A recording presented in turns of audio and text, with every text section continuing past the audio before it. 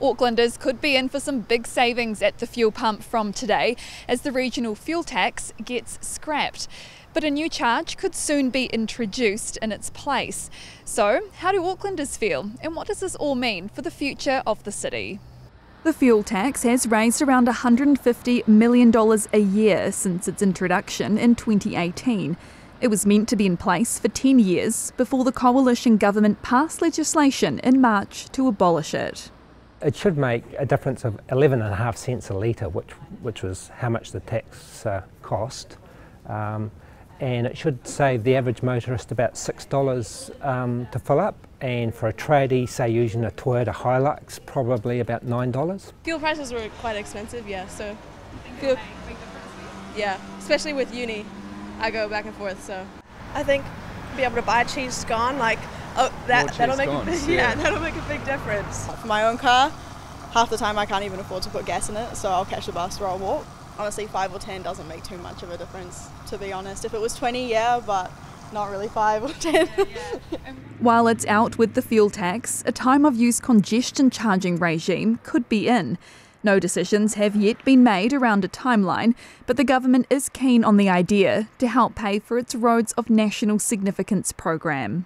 In theory, what it will look like is that motorists will be charged to use sort of congested parts of the motorway sort of in the morning and afternoon rush hour. It's going to operate a bit like the sort of the toll systems work in New Zealand at the moment. So it'll be sort of number plate recognition by cameras sort of hanging from sort of galleys. And in terms of cost, I mean, currently I think it's $2.40 to use the toll road sort of north of Auckland, and the new Penlink road that's being built sort of between Wangaparaoa and State Highway 1, they're talking about $3.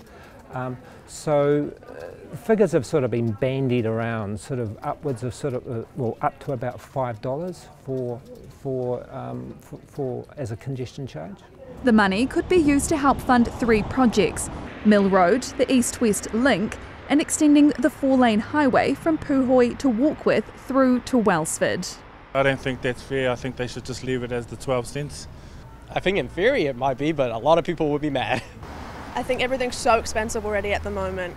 I guess that's kind of an incentive to like bus and take public transport. Yeah, it's one of those things you can't really help when you're in your job, and if you're in your job at peak hour traffic, then that kind of falls on you. I hate driving in peak hours, so I try to avoid it, but I would hate to have to pay for being stuck in traffic because that's a hassle. I don't think that's very fair. I mean, I understand that they're trying to get people to use like buses and public transport, but at the same time, it's not the most reliable source.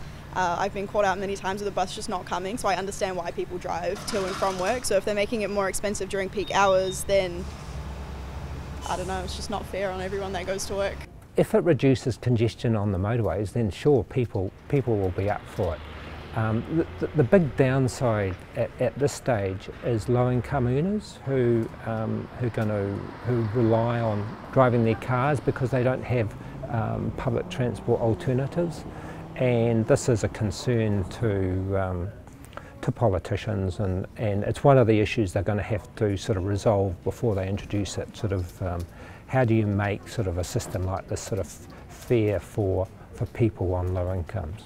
The process moving forward will need to involve passing legislation, consulting with councils, developing tech and building the infrastructure. Time for Aucklanders to lap up the savings while they last. Thanks for watching this New Zealand Herald Focus video. To stay up to date, click the subscribe button below or check out some of our other videos here, and head over to nzherald.co.nz for more news worth knowing.